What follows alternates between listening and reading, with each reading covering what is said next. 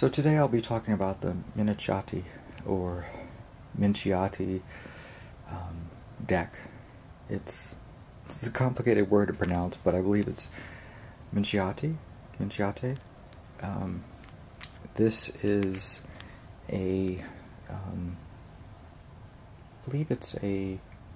The box says it is a 18th century deck, but I believe it may be a bit earlier. The book itself says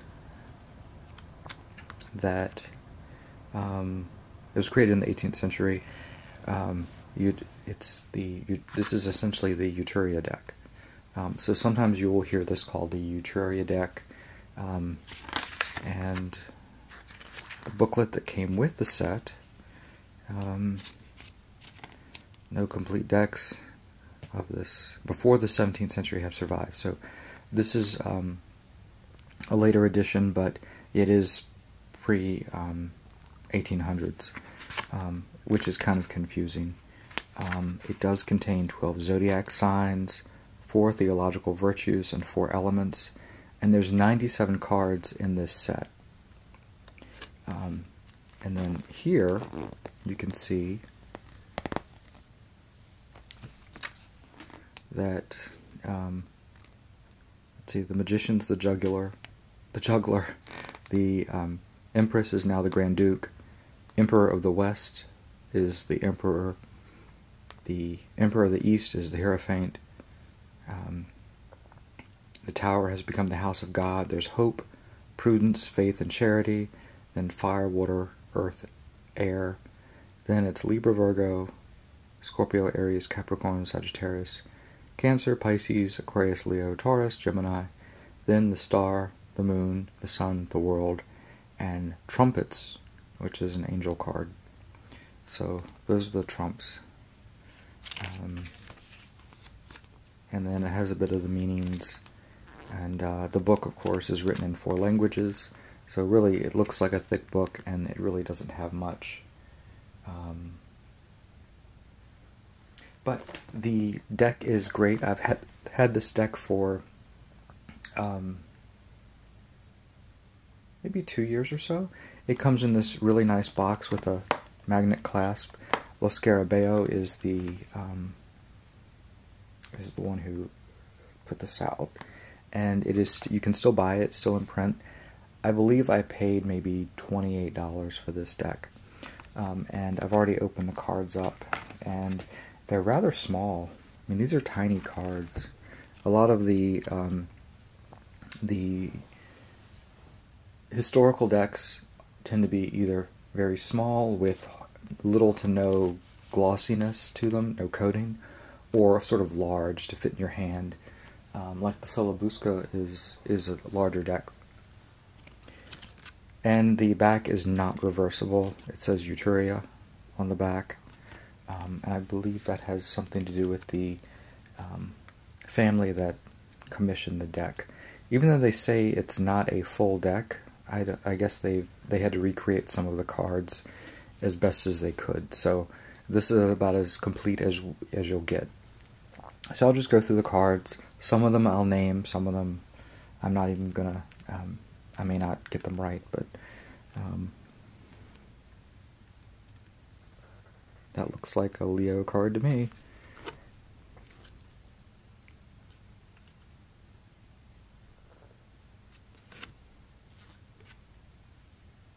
The artwork is actually quite nice.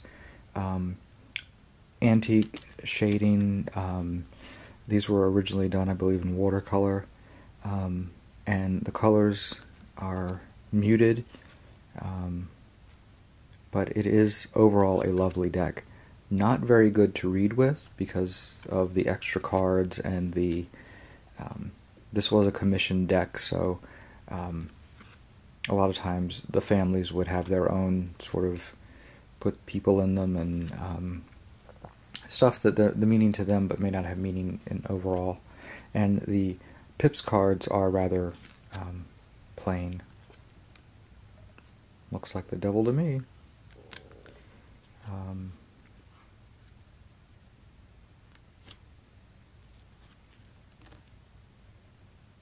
So some of these may have family crests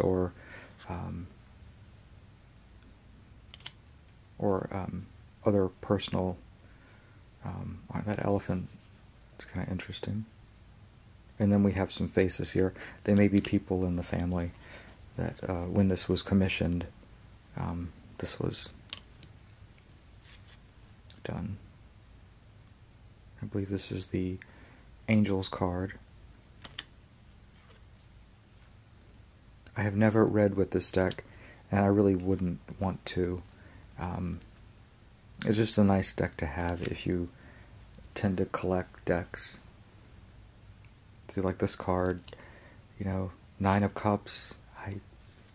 I'd rather have it talk to me than just be pictures of cups.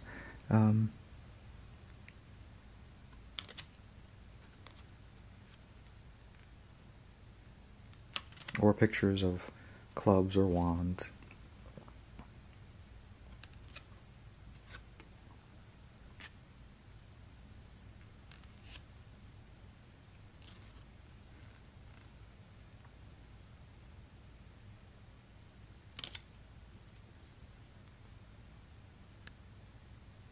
Yesterday I created a video for work and I watched it and I realized I had a bad case of the ums.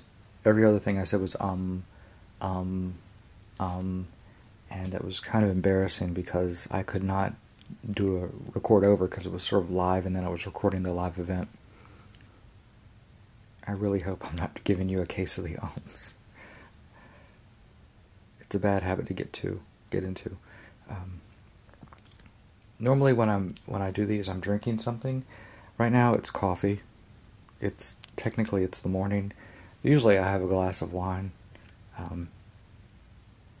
I think some of the best readings you give are while you're drinking wine. Personally, I like a rosé, but I do like a nice Merlot or Chardonnay.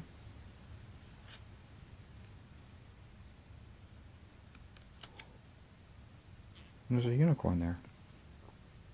And some type of creature reading.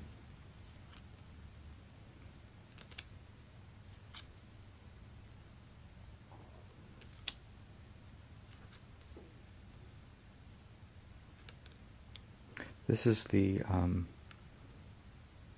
believe this is the juggler card. And I don't see him juggling anything, but I see the one there.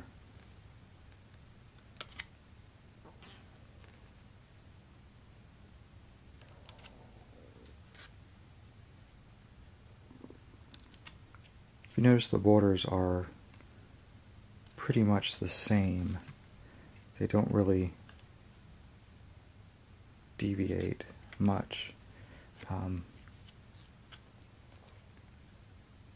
believe that's Cancer. That's card 30.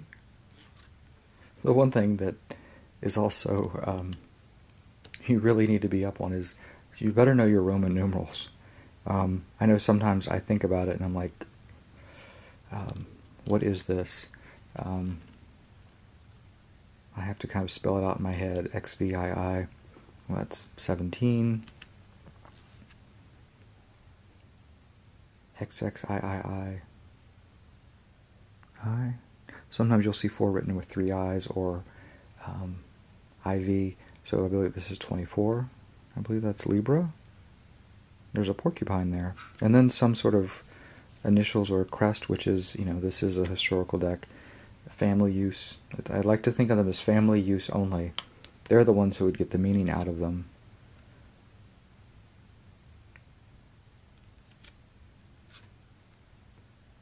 And the cardstock on these is actually fairly good. It's flexible, not too glossy. There's some shine on it, but they feel good in the hand. They're so tiny though, and over 90 cards. I mean, this is a thick deck. I do like the zodiac being included. That is actually kind of cool.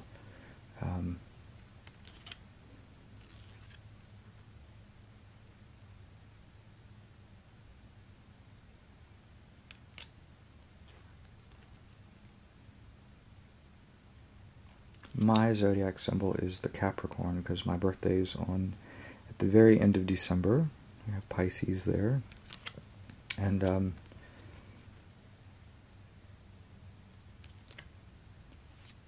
I think I can be a typical Capricorn, but I don't agree with that. Most Capricorns tend to dislike each other. I've had some really good friends that are Capricorns as well, and we get along. We're not mistrustful of each other. Sagittarius.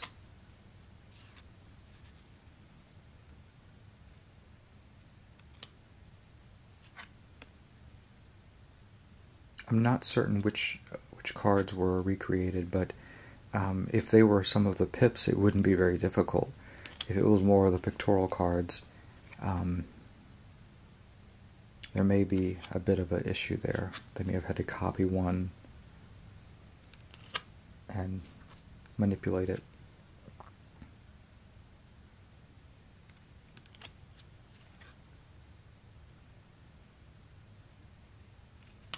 One of the Emperor cards.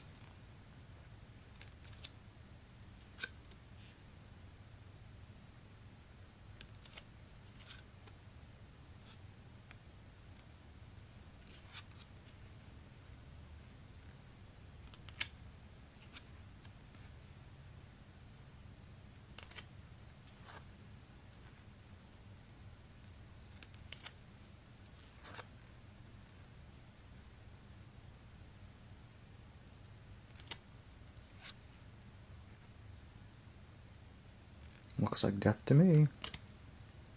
And that is the 13th card.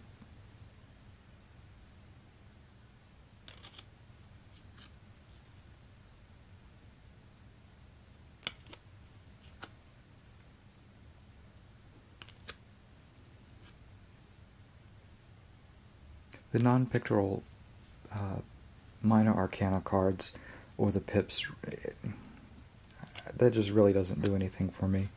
It doesn't talk to me. It's just not. It's really not. I don't think it's good to read with, because you want to kind of go with the imagery, and sometimes I want to ask whoever I'm reading for,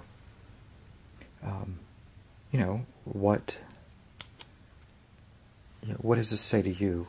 I mean, if it's just a bunch of circles or sticks, they're just going to say, well, I don't know.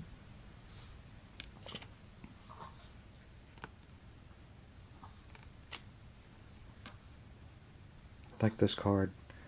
Well, it looks like a lot of people talking. Confusion. I mean, and the card doesn't mean anything like that. Taurus.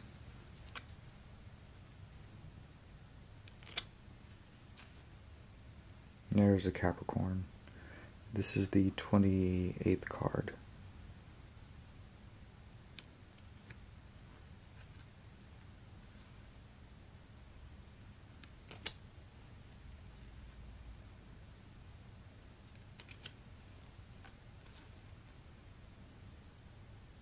th card.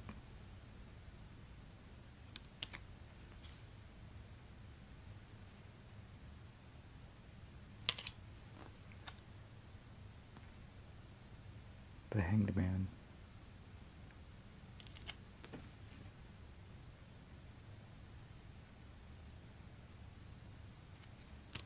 And now look at this stack of cards I have, this thick deck of nearly 100 cards. And the box, the way it accommodates the cards in the box is you just split them in half and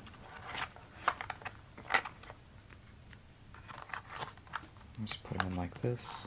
They do have a tendency to shift around. And then the book. Tuck that in there. So it is a nice deck. The box says Ancient Florentine Minchiate, 97 card variation of tarot, reproduction of an Etruria deck created in Florence during the 18th century. And then it has some of the prettier cards on the box, And